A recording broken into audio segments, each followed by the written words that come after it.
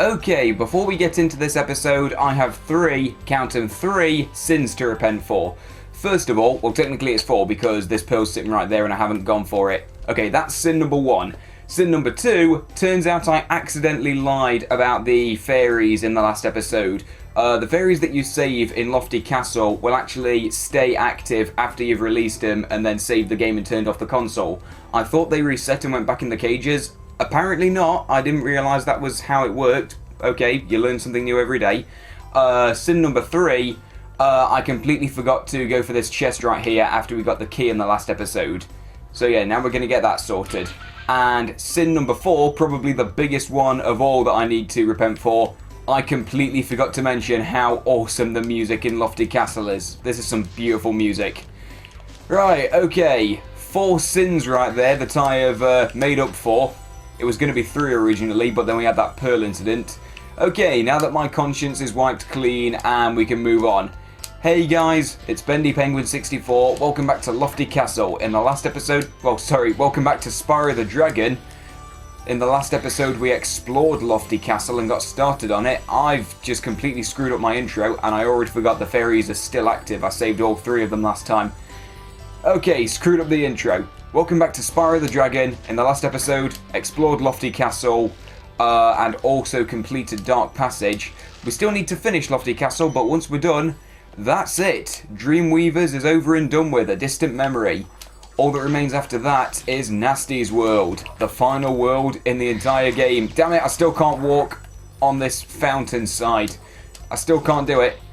And actually, why am I going for the evil platypire? I'm not really supposed to go for them because they don't offer me any gems. Although in fairness they do give me pearls and I don't want to knock those because, yeah, I could really do with a couple of extra lives for the road ahead. Just in case, you never know, I seem to remember that Nasty's World is a wee bit unforgiving. A wee bit, we'll see what happens. Right, with that said, that's all 3 fairies activated. That was funny, they kind of pulled me down into the whirlwind generator and then sent me offline again. Okay, that looks like every single gem in Dreamweavers. And all of the dragons, of course. Okay, here we go. Now it's time to move on to the home stretch. I think that's the phrase I'm looking for, like the last part of the game. This is it. The time has come to find the balloonist so that we can travel to Nasty's World. And I think my charging kind of screwed up a bit there. Wait, where am I going? It's over here, you numpty. It's back where the portal to Jacques is. Sorry, I momentarily lost my way. I didn't realise where I was going. And as I was saying, for some reason, when I was charging into that pixie, I kind of, like, my charge arc screwed up. Whatever the word I'm looking for is, forget it. It doesn't matter.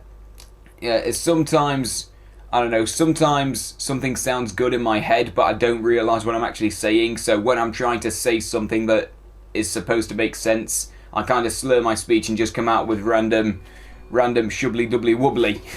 Yeah, that's a good word. Right, here we go. Nasty's World. We got 3 of these dragon heads. Haven't seen those since World 1 actually, back in the artisan home. But first, does that name look familiar? It should. Hey, didn't I already free you? You're in Nasty's World now, Spyro, and you are the dragon who must defeat him. Bring him on. I'm ready. Reach the exit in each of Nasty's lands. Then you can challenge the Nork himself.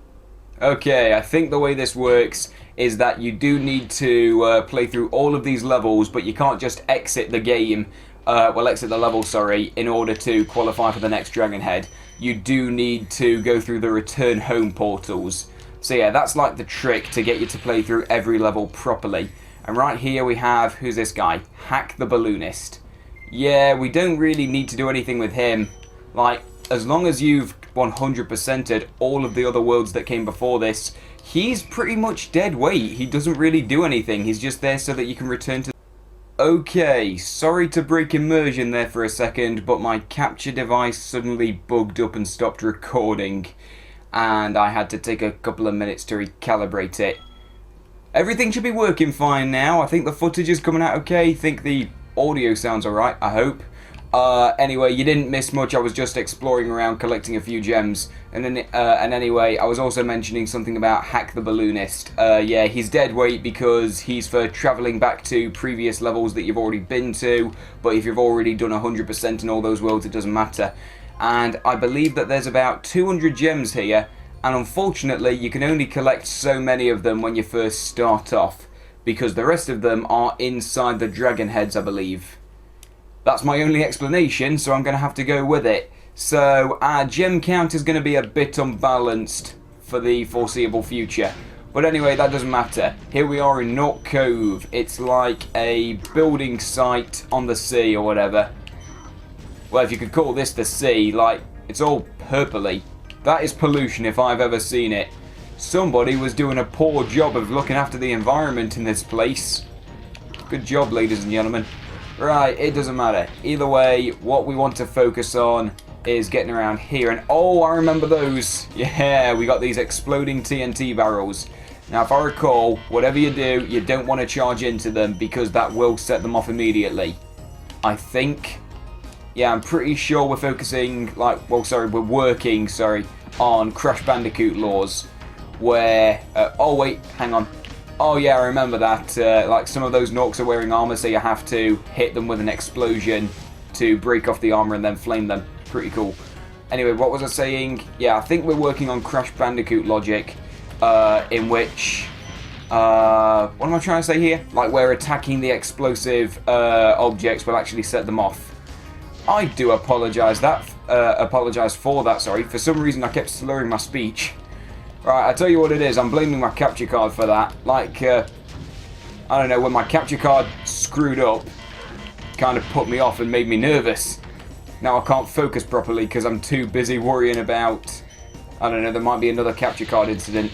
Haven't had one of those since episode 12. I was hoping to not have any more, but, oh well, I guess that's just the way it goes. Keep up the good work, Spyro. I expect Nasty's really starting to worry about you. I'd be shaking in my Nork boots if I were him. He's very confident. So yeah, as you've hopefully picked up at this point, the whole sort of like novelty of Nasty's world is that all of the dragons that you rescue are going to be dragons that you've already rescued in previous levels. Like Latif we rescued in Dreamweavers, Delbin we rescued in Artisan World. In fact, wasn't he like the third or second dragon that we ever rescued? Something like that. Yeah, very early in the game. Although I will say now, what's pretty weird is that I don't think they ever really explain it. Like, Spyro explicitly asks when he first rescues Delbin. I think it was Delbin who we rescued when we first came to Nasty's World. I've already forgotten because of that capture card incident. Blame it on the capture device, that's how we're doing it. But anyway, yeah, the first dragon that we saved in Nasty's World, Spyro says, wait a minute, didn't I already free you? And as far as I can remember, they never actually explain why all of the dragons have been put back into crystal statues. Or at least why some of them have been put back into crystal statues.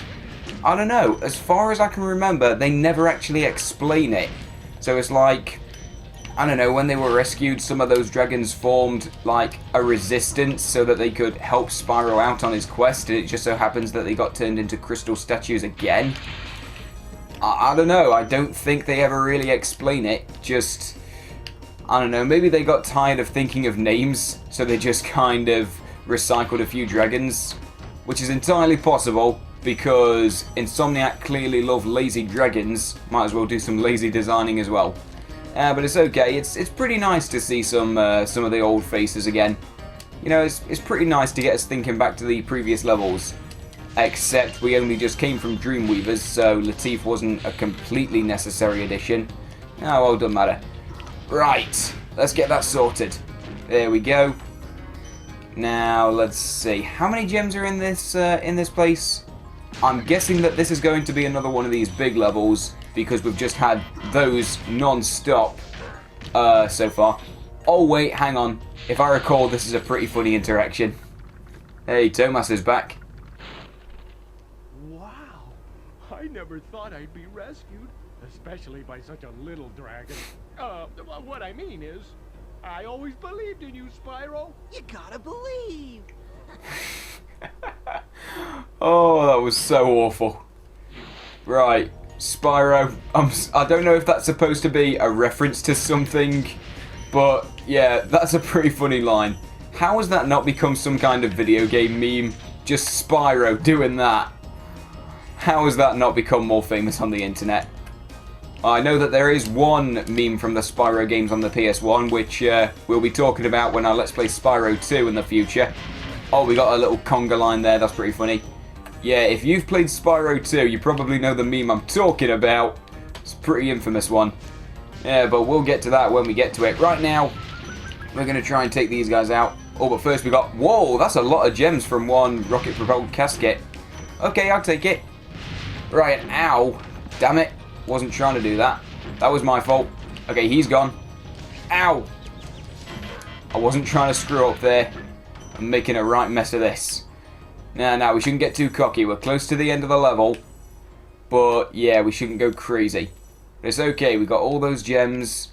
Now, if I recall... Actually, I think this should only be a 400. Yeah, it is. Well, we got... Oops! I can't believe I just did that. I was trying to unpause. I accidentally put my thumb on the D-pad button that would move down to the exit level option.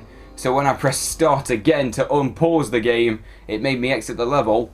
Now I'm back to the start, and I've got to spend a couple of minutes getting back to where I was so that we can access the portal to actually unlock the second dragon head. Or rather the first dragon head in Nasty's world. Technically the second in the overall game. I just died, I deserved that. For rushing and for being a complete pillock who reset his progress horribly. Blessing in disguise, we got a life out of it. I'm going to cut ahead to when I'm back to where we were. What a total pillock. Yep, just checked. Crash Bandicoot logic. If you attack the exploding barrels, they will go off and hurt you. And they'll also crush you, so watch out for that.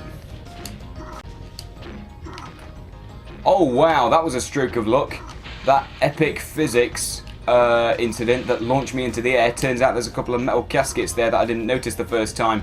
And while I'm in the neighbourhood, I'm just going to step on there so that I can get a checkpoint. So now if I die again, I won't be reset as far back. But what I'd really like to do is get back to where I was. I'll see you guys when I'm there. Damn it! Stop crashing into the barrels, you madman! Okay, here we are, back in the general vicinity where we were last time. Right, now let's try and finish the job. Oh, and first of all, before we progress, I believe that we need to use this barrel to first open that chest, and now to hopefully kill both of these guys at once. Okay, it didn't kill both of them at once, but it took out both of their armor. That looks pretty cool. That doesn't. I don't appreciate getting hurt. Didn't like that, mate. Right, okay. Might as well go down here, actually. Wait a minute, what's that for? Oh, it's for that. Okay, for a moment I thought that was just a big old pit that didn't really lead anywhere. Nope, sorry, that was my fault. I wasn't looking far enough ahead. Right, there we go. Now, if I recall, they said this was a 400 gem level. In which case, we can't have too much further to go. I just hope I've not missed any more caskets like I did earlier. Although that doesn't look like it's enough. So... oh, wait, hang on. That took us here. Okay, well, there's the portal to lead us back home, but it's not quite what we want. We didn't go down here. This is what I missed. Is this it? Come on. Got my hopes up. Yes! There we go. 400 gems, 2 dragons. Beautiful. Exactly what I wanted. Right. Now, with that done... no, wait, you idiot. We were... sorry. I was going back up the way I came. No. We want to go back here and actually use the exit portal so that we can activate the dragon head. That's good. Now we're making progress. We finished North Cove. Now the second dragon head will be unlocked. Sorted. That took far too much effort. Kept screwing up. It's okay. It's all over now. So, with that said... oh, wow. That's a lot of gems for one casket. That's wicked. Not even a rocket-propelled one either. That's awesome. I'm happy with that. Well, on that very happy note, 125 gems, I think this is a good place to end it off. So thanks for watching, and I'll see you guys next time.